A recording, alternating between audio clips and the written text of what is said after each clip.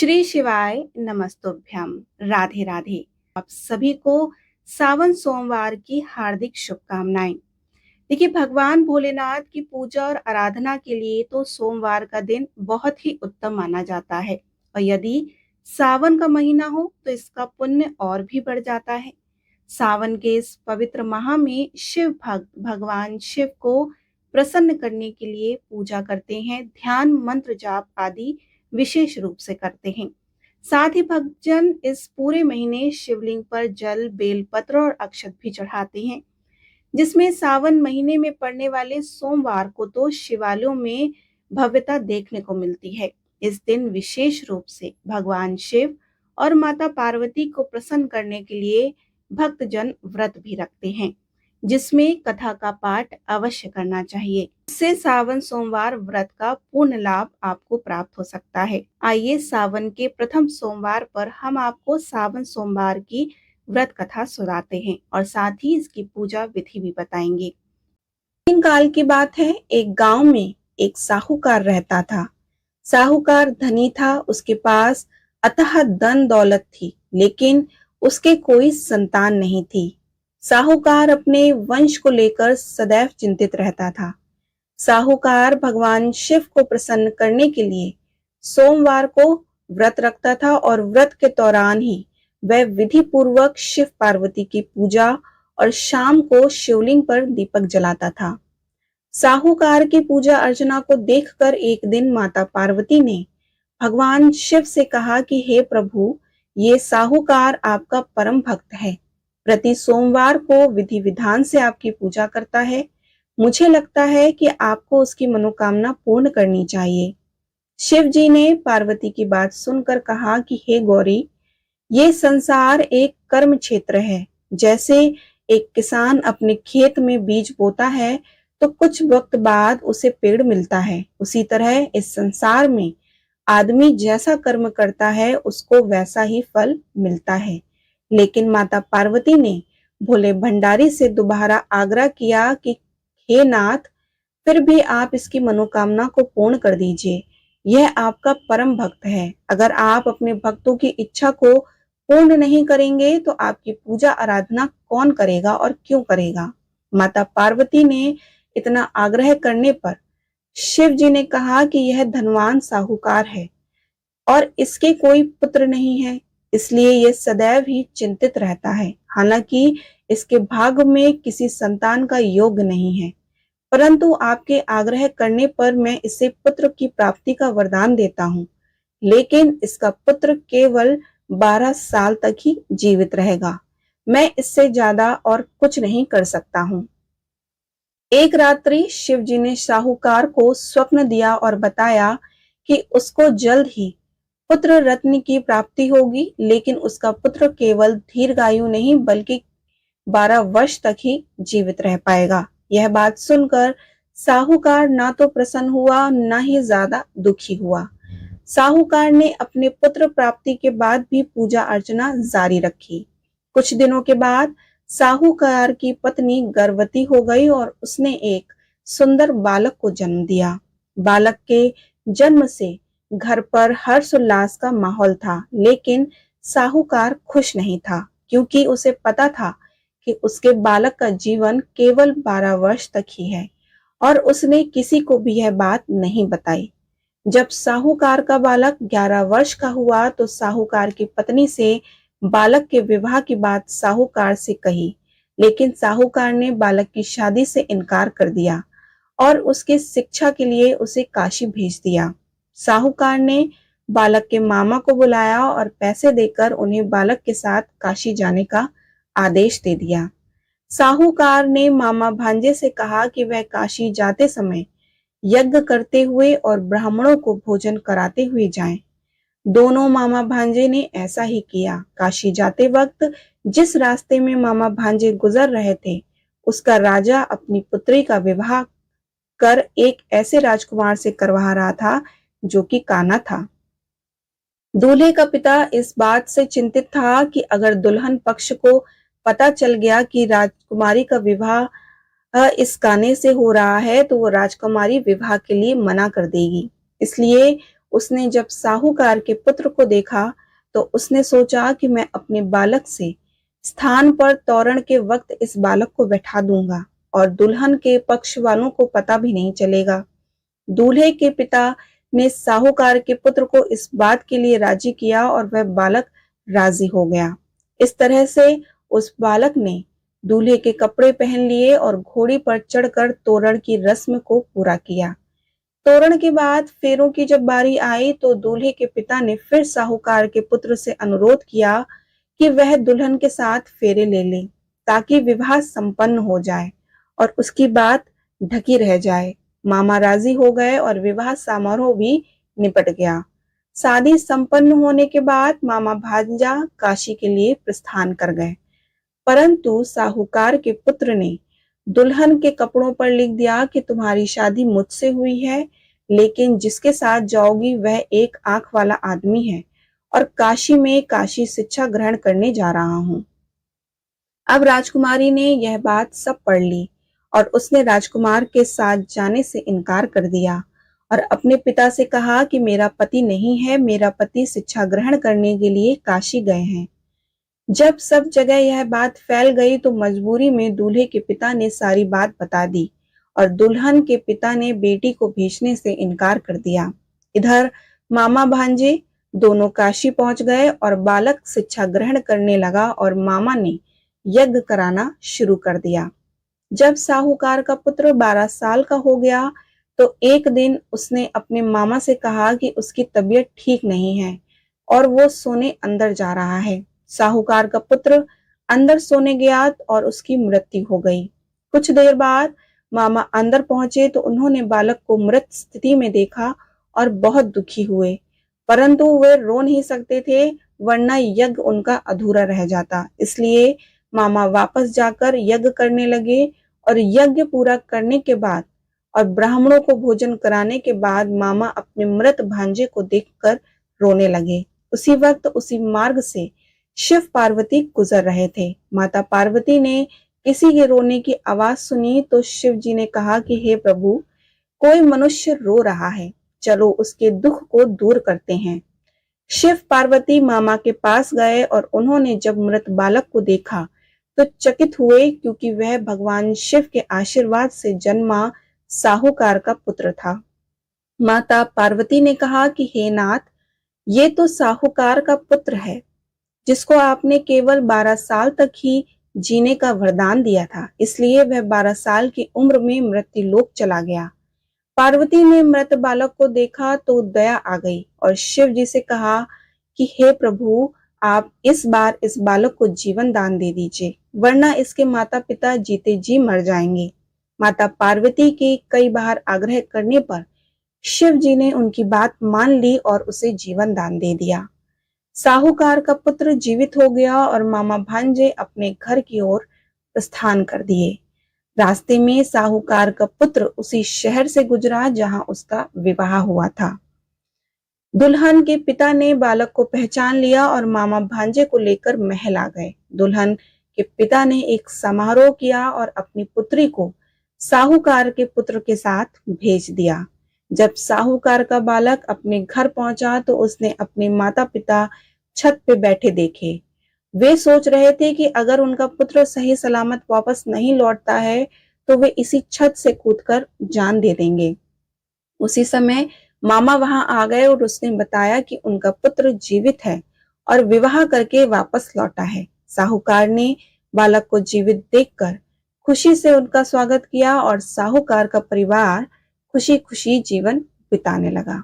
बोलो भोलेनाथ की जय, उमापति शंकर भगवान की जय। एक पौराणिक कथा कहूंगा जिसे सुनकर मनुष्य मोक्ष को पाते हैं और उनके मन में भगवान शिव की भक्ति स्थिर होती है।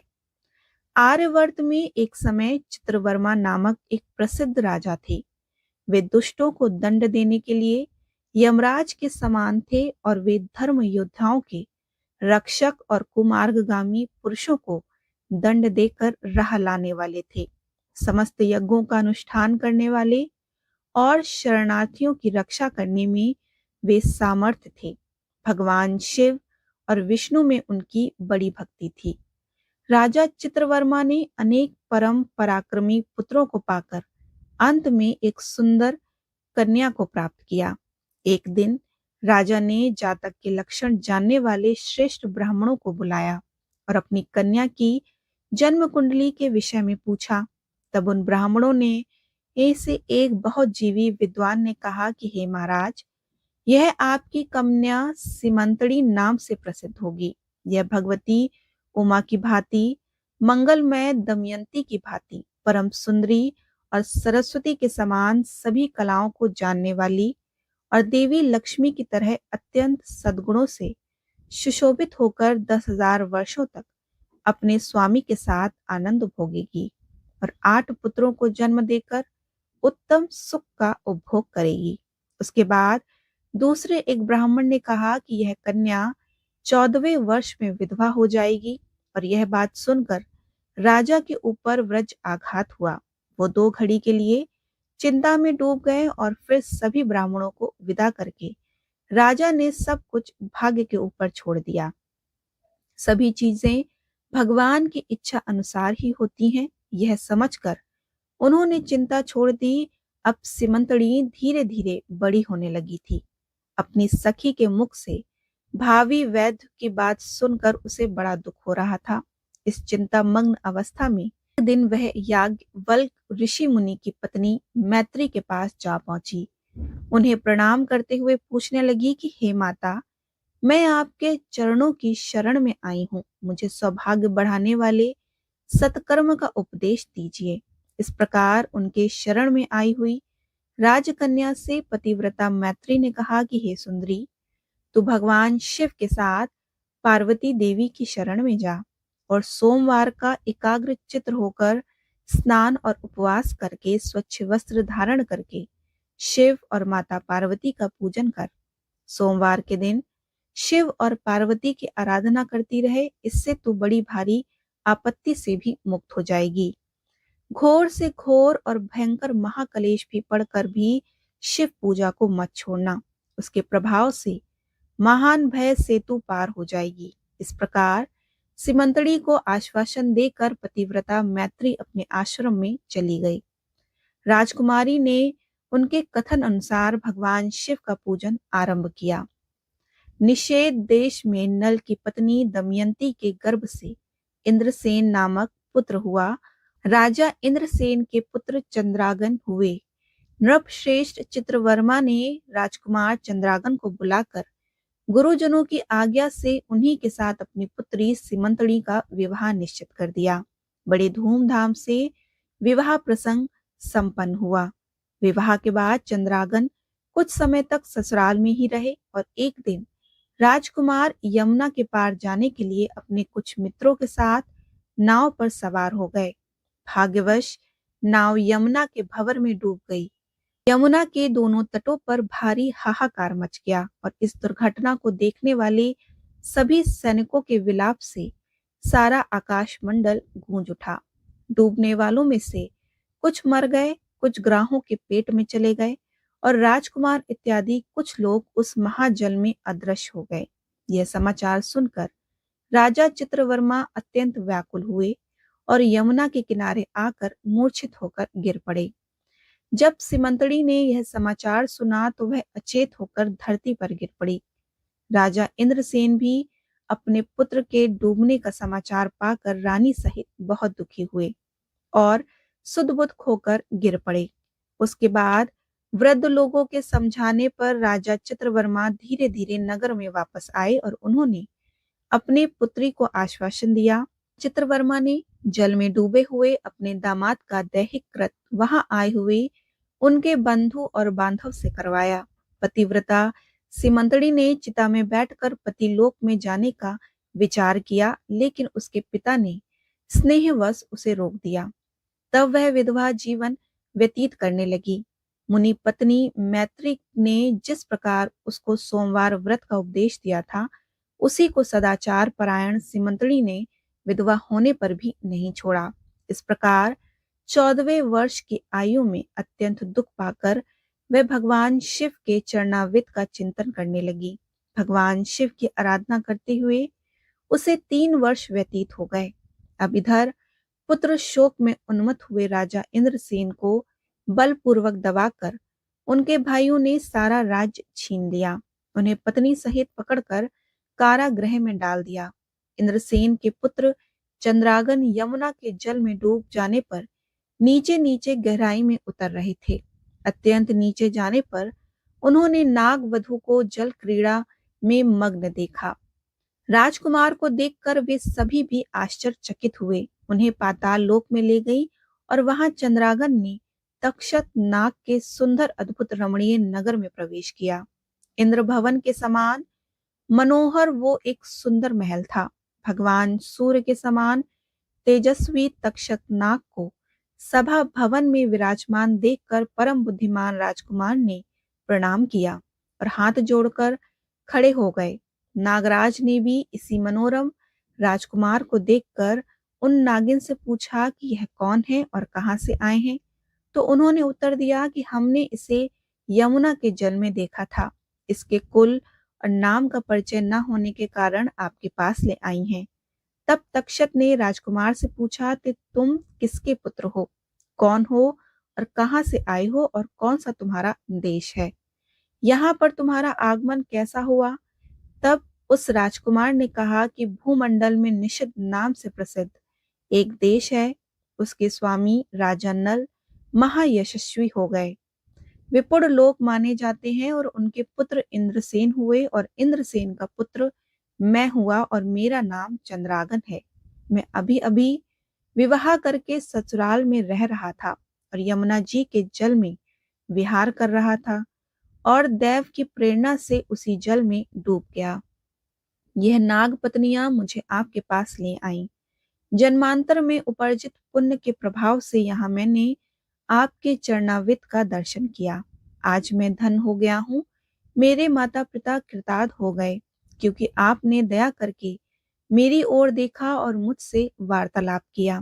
इस प्रकार अत्यंत मनोहर सुंदर वचन सुनकर तक्षक ने कहा कि हे राजकुमार, तुम भय मत करो, धैर्य रखो और बताओ कि संपूर्ण देवताओं में किसकी पूजा करते हो।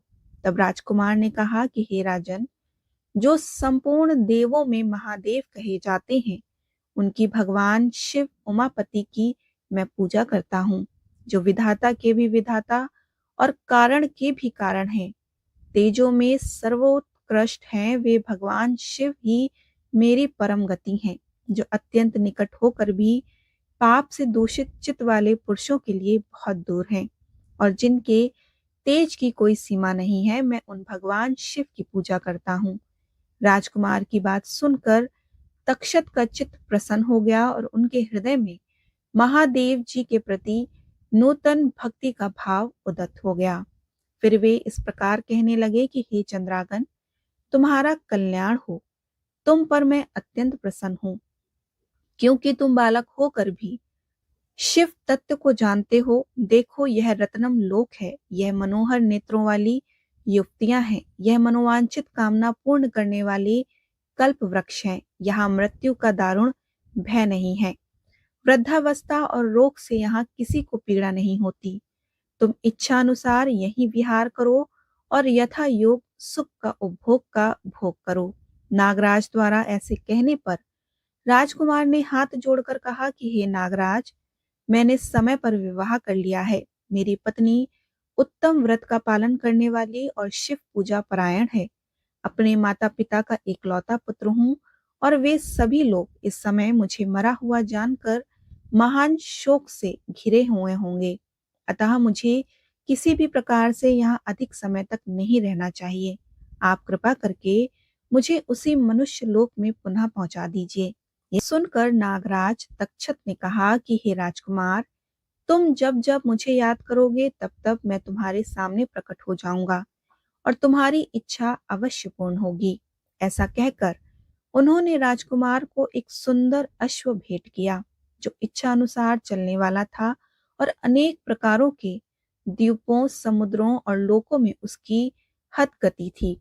इसके उपरांत उन्हें रत्नम आभूषण, दिव्य वस्त्र और दिव्य अलंकार भेंट किए और उनकी सहायता के लिए व्यवस्था करने के बाद तक्षक ने बड़े प्रेम पूर्वक उन्हें विदा किया और चंद्रागन उस घोड़े पर सवार होकर निकल पड़े। थोड़ी ही देर में वे यमुना के जल से बाहर आकर उस दिव्य अश्व पर आरोही हुए और नदी के रमणीय तट पर विहार करने लगे। उसी समय राजकुमार ने अपनी पत्नी को देखा। राजकुमार को देखकर सिमंतड़ी की दृष्टि उन्हीं की ओर स्थिर हो गई। मुग्ध होकर वे वहीं खड़ी रहीं। अब राजकुमार ने भी उसे देखा और उसके मन ही मन में विचार किया कि इसे मैंने कहीं देखा है, किंतु उसे पहचान नहीं पाया। वह उसी की पत्नी है, क्योंकि सिमंतड़ी अपने पति को मरा हुआ समझकर विधवा का जीवन व्यतीत कर रही थी और इस शोक के कारण वह अस्वस्थ और दुर्लभ भी हो गई थी। इसलिए राजकुमार ने उसे बुलाया और समीप बिठाकर पूछा कि तुम कौन हो, किसकी पत्नी हो और किसकी कन्या हो। सिमंतड़ी भी लज्जावश स्वयं कुछ बोल नहीं पाई।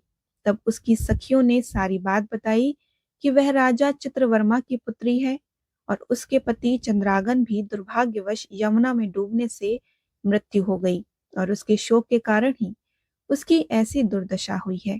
इतना दुख होते हुए भी उसने अपने सोमवार का व्रत नहीं छोड़ा और उसके व्रत के कारण ही यह स्नान करने के लिए यहाँ आई है। इतना सब होने पर भी वह निर्मल और शुद्ध हृदय से प्रत्येक सोमवार को भक्ति पूर्वक माता पार्वती सहित महादेव जी की पूजा आराधना करती है। और इतना ही नहीं, उसके ससुराल में भी महाराज और उनकी पत्नी को उनके ही भाइयों ने कारावास में डाल दिया। यह सब सुनकर राजकुमार भी व्याकुल हो गया और अपनी पत्नी और माता पिता की दुर्दशा सुनकर विचलित होने लगा। अब सिमंतड़ी ने राजकुमार को उनके हाव भाव, अंग, चिन्ह, स्वर आदि लक्षणों से पहचान लिया, किंतु उसे लगा कि यह भ्रम है। मेरे पति तो यमुना में डूबकर मर चुके हैं। तो अपना भ्रम दूर करने के लिए उसने राजकुमार को पूछा कि आप कौन हैं? आप मुझे स्वजन की भांति प्रतीत होते हैं। इतना कहकर राजकुमारी की आंखों में आंसुओं की धारा बहने लगी। वह फूट फूट कर रोने लगी और मूर्छित होकर पृथ्वी पर गिर पड़ी। अपनी पत्नी को शोक में डूबे हुए देखकर राजकुमार भी शोक में व्याकुल होकर थोड़ी देर चुपचाप बैठ गए और अपनी पत्नी को निहारते रहे। थोड़ी देर बाद राजकुमारी को भी होश आया और मन ही मन सोचने लगी कि आखिर यह कैसे हो सकता है। अवश्य ही यही मेरे पति हैं, क्योंकि मेरा हृदय प्रेम से अधीर होकर इन्हीं के अनुरक्त हुआ है। परंतु क्या मुझे अभागिन को मेरे पति वापस मिल सकते हैं? यह भ्रम तो नहीं है? क्या फिर उस मुनि पत्नी मैत्री ने मुझे जो कहा था कि कोई भी परिस्थिति हो सोमवार का व्रत का पालन करना, और यह उसका तो फल नहीं है? एक श्रेष्ठ ब्राह्मण ने मेरा 10,000 वर्षों का सौभाग्य बताया, उसका वचन अवश्य ही सत्य होगा। तो ये अब ईश्वर ही जाने, और वैसे भी माता पार्वती और भोलेनाथ अगर प्रसन्न हो जाएं तो देहधारियों के लिए कौन सी वस्तु दुर्लभ हो सकती है। इस प्रकार अनेक विचार करते हुए सिमंतड़ी ने अपने पति को पहचान लिया। अब राजकुमार ने अपनी पत्नी सिमंतड़ी को आश्वासन देते हुए कहा कि हे भद्रे, मैं सभी को यह समाचार बताने के लिए जा रहा हूँ और मेरे माता पिता का राज्य भी वापस लेकर शीघ्र ही लौट आऊंगा।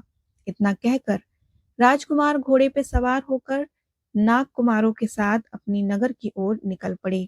वहां जाकर नाग कुमारों की सहायता से राजकुमार ने अपना राज्य वापस ले लिया, अपने माता पिता को भी कारावास से मुक्त कराया और अपने पुत्र को जीवित देखकर राजा इंद्रसेन आनंद में डूब गए और राजकुमार को हृदय से लगा लिया। अश्रु वर्षा करते हुए चंद्रागन ने भी माता पिता के चरणों को प्रणाम किया और राजकुमार को जीवित देख सभी अत्यंत प्रसन्न हो गए। राजकुमार ने भी अपना सारा वृतांत पिता को सुनाया और नागराज तक्षक से भी मित्रता होने की भी बात बताई। यह सुनकर इंद्रसेन हर्ष से विवल हो गए और मन ही मन सोचने लगे कि मेरी पुत्र वधू ने भगवान शिव जी की आराधना करके इस अनुपम सौभाग्य का उदय किया है। अब यह समाचार महाराज चित्रवर्मा को देने के लिए राजा इंद्रसेन ने दूतों को भेजा। यह समाचार सुनकर चित्रवर्मा आनंद से भाव विभोर हो गए। अपनी पुत्री को बुलाकर उसके वैद्यों के सभी चिन्हों का परित्याग करवाया अनेक आभूषणों से सुसज्जित करवाया। चित्रवर्मा ने नगर उत्सव का आयोजन किया। सभी की उपस्थिति में राजकुमारी सीमंतनी के सदाचार की प्रशंसा की। राजकुमार चंद्रागन पुत्री को खुशी खुशी विदा किया और चंद्रागन ने भी नागराज तक्षक से मिले हुए रत्न आदि आभूषणों से अपनी पत्नी को अलंकृत किया। तो इस प्रकार सिमंतड़ी के सोमवार के व्रत और भगवान शिव जी की श्रद्धा पूर्वक की हुई आराधना से उसे अपना पति वापस मिला। राजकुमार भी अपनी पत्नी को लेकर अपने राज्य वापस आ गए और राजा इंद्रसेन ने भी राजगद्दी सौंपकर भगवान शिव की आराधना के लिए योगी पुरुषों को उपलब्ध होने वाली उत्तम गति को प्राप्त किया। राजकुमार अपनी धर्म पत्नी सीमंतड़ी के साथ 10,000 वर्षों तक सुखमय जीवन व्यतीत किया और 8 पुत्रों तथा एक कन्या को जन्म दिया। सीमंतड़ी ने भी प्रतिदिन भगवान महेश्वर की पूजा करती रही और अपने स्वामी के साथ सुखपूर्वक रहने लगी। अपने सोमवार व्रत के प्रभाव से अपना खोया हुआ सौभाग्य पुनः प्राप्त किया। बोलिए उमापति शंकर भगवान की जय। अब हम आपको इसकी पूजा विधि बताते हैं। सबसे पहले प्रातः काल उठकर आपको स्नान करना चाहिए। व्रत वाले दिन सुबह जल्दी उठें, यानी कि ब्रह्म मुहूर्त में उठें। स्नान के बाद साफ सुथरे और हल्के रंग के वस्त्र पहने। घर की साफ सफाई कर पूजा स्थान को पवित्र करें। भगवान शिव का ध्यान करते हुए हाथ में जल, फूल और अक्षत लेकर व्रत का संकल्प लें। संकल्प लेने के बाद व्रत की शुरुआत करें। घर के मंदिर या पूजा स्थान में भगवान शिव, माता पार्वती और भगवान गणेश की मूर्ति या तस्वीर रखें। मूर्तियों को स्वच्छ जल से धोकर वस्त्र अर्पण करें और पूजा स्थान को फूलों से सजाएं और दीपक जलाएं। पंचामृत तैयार करें। दूध, दही, शहद, शक्कर और घी, इन 5 चीजों को मिलाकर पंचामृत बनाएं। सबसे पहले शिवलिंग पर पंचामृत चढ़ाएं, फिर गंगा जल या साफ जल से शिवलिंग को स्नान कराएं। अभिषेक करते समय ओम नमः शिवाय मंत्र का जाप आप अवश्य करें। बेलपत्र, धतूरा, भांग, शमी पत्र, सफेद चंदन, अक्षत, फल, मिठाई, धूप और दीप जलाकर चढ़ाएं। फूलों से शिवलिंग को सजाएं। ओम नमः शिवाय मंत्र का जाप आप 108 बार कर सकते हैं। इसके साथ ही आप शिव चालीसा, रुद्राष्टकम या महामृत्युंजय मंत्र का आप पाठ करें। शांत वातावरण में श्रद्धा और ध्यान से आप जाप कर सकते हैं। ये सारी पूजा विधि आप घर पर शिवलिंग पर कर सकते हैं, नहीं तो आप मंदिर पे जाकर भी इस पूजा विधि को संपन्न कर सकते हैं। सावन के पहले सोमवार को काफी शुभ माना जाता है। ऐसा कहा जाता है कि इस दिन जो मनोकामना मांगी जाती है वो जरूर पूरी होती है। अगर आज सावन सोमवार का व्रत भक्ति और नियम से किया जाए तो नौकरी, विवाह, संतान या सफलता जैसी इच्छाएं आपकी पूरी हो जाती हैं। जैसे माता पार्वती ने शिव जी को पाने के लिए तप किया, वैसे ही लड़कियां यह व्रत अच्छे जीवन साथी की कामना के लिए रखती हैं। माना जाता है कि शिव जी योग वर का आशीर्वाद आपको जरूर देते हैं। जो महिलाएं शादी के बाद यह व्रत रखती हैं, उनके वैवाहिक जीवन में प्रेम, समझ और स्थिरता बनी रहती है। ऐसा भी माना जाता है कि इसे पति और पत्नी दोनों को जरूर रखना चाहिए। भगवान शिव को स्वास्थ्य का देवता माना गया है। इस व्रत से पुराने रोगों से राहत और मन को शांति मिलती है। यदि किसी की कोई पुरानी बीमारी ठीक नहीं हो रही है तो उसमें भी सुधार होता है। श्रद्धा से किया गया यह व्रत पापों को दूर करता है, मन को शांत और साफ बनाता है। व्यक्ति का अध्यात्म में मन भी लगता है। तो शिव जी को खुश करने के लिए और उनका आशीर्वाद प्राप्त करने के लिए सावन का यह पावन महीना बहुत ही खास है। यह महीना भगवान शिव को अधिक प्रिय है और कहते हैं कि सावन में शिव जी धरती पर रहते हैं। इसीलिए इस समय भक्तों द्वारा किया गया व्रत और तप, ध्यान और मंत्र जाप से भगवान शिव जल्दी प्रसन्न होते हैं और आपकी हर मनोकामना शीघ्र पूर्ण करते हैं। हमारी यही प्रार्थना है, इस सावन में महादेव आप पर अपनी कृपा बनाए रखें। बोलिए उमापति शंकर भगवान की जय। हर हर महादेव।